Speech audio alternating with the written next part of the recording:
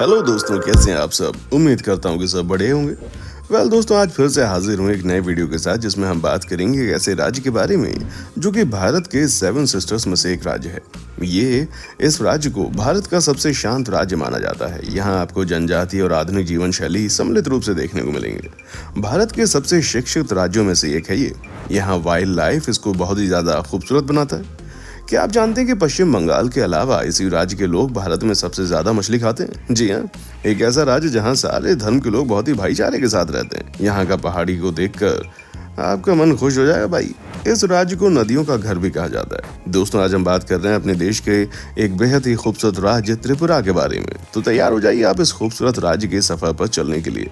दोस्तों, वीडियो शुरू करने से पहले आपसे एक रिक्वेस्ट है कि अगर आप इस चैनल पर नए हैं तो प्लीज वीडियो को लाइक और चैनल को सब्सक्राइब कर दें। चलिए अब बिना टाइम वेस्ट किए शुरू करते हैं आज का वीडियो। दोस्तों, ये कमाल की बात है कि बेहद खूबसूरत राज्य भारत के पूर्वोत्तर में स्थित है। आपको बता दूं, इस राज्य का क्षेत्रफल 10,491.69 वर्ग किलोमीटर है। क्षेत्रफल के हिसाब से ये राज्य भारत का तीसरा सबसे छोटा राज्य है। अगर जनसंख्या की बात करें तो इसकी जनसंख्या 36,71,032 है, जो कि भारतीय राज्यों में 22वें नंबर पर आता है। इस राज्य की जनसंख्या भारत की कुल जनसंख्या की 0.3% है। दोस्तों, त्रिपुरा एक लैंडलॉक स्टेट है, जिसके 6 निकटवर्ती राज्य अरुणाचल प्रदेश, असम, मणिपुर, मेघालय, मिजोरम और नागालैंड है। अगर इन पड़ोसी राज्य के साथ त्रिपुरा को मिला दिया जाए तो ये सामूहिक रूप से 7 सिस्टर स्टेट के रूप में जाना जाता है। ये राज्य उत्तर से दक्षिण तक 178 किलोमीटर और पूर्व से पश्चिम में 131 किलोमीटर तक फैला हुआ है। त्रिपुरा की भौगोलिक स्थिति की बात करें तो इसका आधे से ज्यादा हिस्सा जंगलों से घिरा हुआ है। यही कारण है कि यहाँ प्रकृति प्रेमी पर्यटकों का जमावड़ा लगा रहता है। ये राज्य बांग्लादेश और म्यांमार की नदी घाटियों के बीच में स्थित है। त्रिपुरा के पूर्व में असम और मिजोरम राज्य है, जबकि इसके उत्तर, पश्चिम और दक्षिणी हिस्से में बांग्लादेश है। बांग्लादेश से घिरे होने की वजह से यहाँ पर बंगाली भाषा का प्रभाव स्पष्ट रूप से देखा जा सकता है। आपकी जानकारी के लिए बता दूं कि त्रिपुरा एक कृषि प्रधान राज्य है, जिसकी आधी से ज्यादा आबादी कृषि और इसके संबंधित कार्यों से जुड़ी हुई है। हालांकि त्रिपुरा राज्य पहाड़ी और वनों से घिरे होने के कारण यहाँ की कुल भूमि का केवल 27% भूमि ही खेती के लायक है। यहाँ मुख्य रूप से आपको चावल की खेती मिलेगी। आपको ये जानकर हैरानी होगी कि यहाँ की कुल फसल का 91% चावल की फसल होता है। साथ ही साथ आलू, गन्ना, मेश्ता, दालें, जूट और राज्य में खेती की जाने वाली अन्य मुख्य फसलें। यहाँ के किसान परंपरागत रूप से झूम पद्धति से खेती करते हैं। दोस्तों, त्रिपुरा की राजधानी है अगरतला, जो कि क्षेत्रफल और जनसंख्या के हिसाब से दूसरा सबसे बड़ा शहर है। पूर्वोत्तर भारत में गुवाहाटी के बाद अगरतला ही सबसे महत्वपूर्ण शहर है।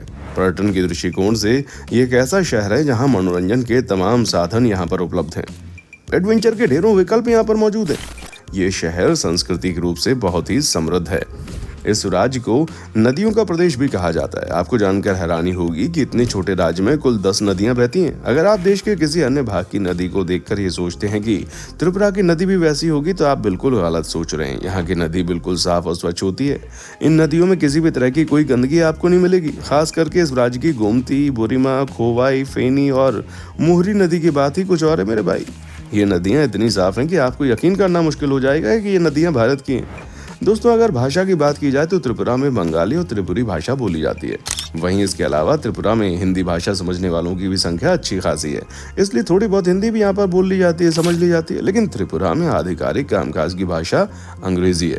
त्रिपुरा विभिन्न जनजातियों का निवास स्थान भी है, इसलिए यहाँ के जनजातीय लोग सबरूम और चक्र नामक बंगाली भाषा का इस्तेमाल करते हैं। वहीं यहाँ के कुछ लोग रंगखाल और हलम जैसी भाषाओं का भी प्रयोग करते हैं। दोस्तों, यहाँ की लड़कियों के बारे में कहा जाता है कि ये बहुत ही खूबसूरत होती हैं और साथ ही साथ दिल की बहुत ही साफ होती हैं। ये लड़कियाँ घर के कामों में अपने परिवार का पूरा सहयोग करती हैं। इन लोगों की सुंदरता बहुत ही नेचुरल होती है। ये अपनी संस्कृति के साथ साथ आज के ज़माने के साथ कदम से कदम मिलाकर हर क्षेत्र में सफलता के नए आयाम को छू रहे हैं। यहाँ की लड़कियाँ खेल कूद में बहुत आगे होती हैं। आपकी जानकारी के लिए बता दूं कि दीपा कर्माकर जैसी खिलाड़ी त्रिपुरा से आती हैं। त्रिपुरा की पहाड़ियों की बात करें तो इसकी खूबसूरती तो भैया देखकर आपको यकीन मानो वहीं पर रुकने का मन करेगा। ऊंचे ऊंचे पहाड़ और उसमें घने वनों को देखकर आपका दिल खुश हो जाएगा। वहाँ की सबसे खास बात है वहाँ की स्वच्छता, जिसे देखकर आप बोल उठेंगे भैया वाह क्या बात है। शांत वातावरण के साथ साथ नदी की कलकल करती पानी की आवाज़, पक्षियों की आवाज़ से आपको ये लगेगा कि आप किसी और दुनिया में आ गए। दोस्तों, आपकी जानकारी के लिए बता दूं कि त्रिपुरा राज्य में कई कुशल बुनकर भी हैं।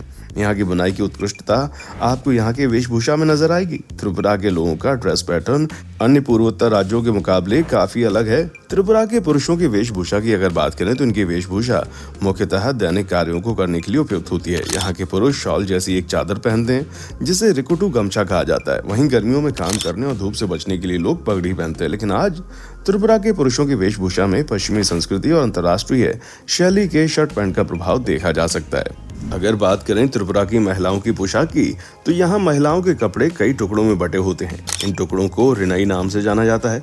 इसके अतिरिक्त यहाँ की महिलाएं रीसा नामक कपड़े का टुकड़ा पहनती हैं। शरीर के निचले भाग में स्कर्ट या पेटीकोट पहना जाता है। ये गहरे नीले रंग का सूती कपड़ा होता है जिसमें पीतल का तार प्रयोग किया जाता है। यहाँ के आभूषणों में सिक्के और चांदी से बने चूड़ी, कान, नाक के गहने भी पहने जाते हैं। इसके अलावा फूलों को भी यहाँ की महिलाएं आभूषण के तौर पर इस्तेमाल करती हैं। त्रिपुरा 7 सिस्टर्स में से एक राज्य है, इसलिए इन सभी राज्यों का रहन सहन, खान पान भी बहनों की तरह काफी मिलता जुलता है। चूंकि त्रिपुरा बांग्लादेश से घिरा हुआ है तो यहाँ पर बांग्लादेश की संस्कृति और खान पान की छटा भी नजर आती है। यही वजह है कि यहाँ पर खान पान में ज्यादातर लोग मछली चावल खाते हैं।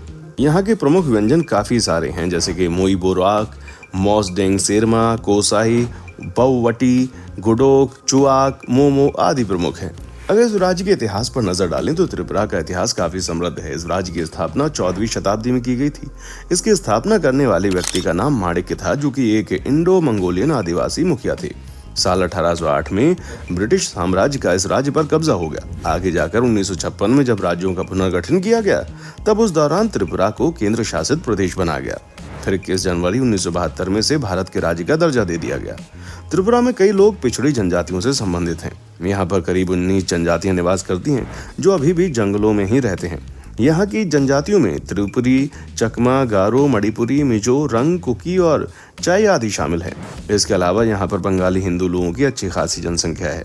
राज्य में मुस्लिम, बौद्ध, क्रिश्चियन समेत कई धर्मों के लोग आपस में मिलजुल कर रहते हैं। आपकी जानकारी के लिए बता दूं, ये राज्य स्तनधारियों की कई प्रजातियों का घर है, जिसमें भारतीय बाइसन, हुलॉक गिब्बन, लालमुख बंदर, कैप्ड लंगूर, जंगली सुअर, तेंदुआ और कई अन्य शामिल हैं। सर्दियों के मौसम में त्रिपुरा में कई प्रकार के प्रवासी पक्षी देखे जाते हैं, जैसे कि large warder, northern shoveler, greater flamingo, black tail godwit और भी बहुत कुछ। त्रिपुरा का राज्य वृक्ष एक्विलारिया मेलाकेंसिस है, जबकि मेसुआ फेरिया राज्य का फूल है। इसके अलावा राज्य ने फेरे के पत्ते के बंदर को आधिकारिक राज्य पशु घोषित किया है और ग्रीन शाही कबूतर त्रिपुरा का राज्य पक्षी है। वैसे दोस्तों, ये राज्य बहुत ही ज्यादा पढ़ा लिखा है। अगर यहाँ की लिटरेसी रेट की बात करें तो त्रिपुरा में उच्च साक्षरता दर 87.7% है, जो भारत की औसत साक्षरता दर 74.04% से काफी ऊपर है।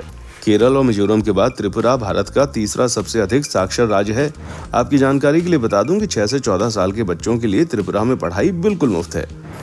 पूरे देश के साथ साथ त्रिपुरा में भी बहुत सारे त्योहार मनाए जाते हैं, मगर मुख्य रूप से त्रिपुरा में दुर्गा पूजा, काली पूजा, गंगा पूजा, रासलीला, झूलन यात्रा, रथ यात्रा, मकर संक्रांति, पौष संक्रांति, मेला, गरिया पूजा आदि मनाया जाता है। तो दोस्तों, कैसा लगा हमारा आज का एपिसोड हमें कमेंट करके बताएं।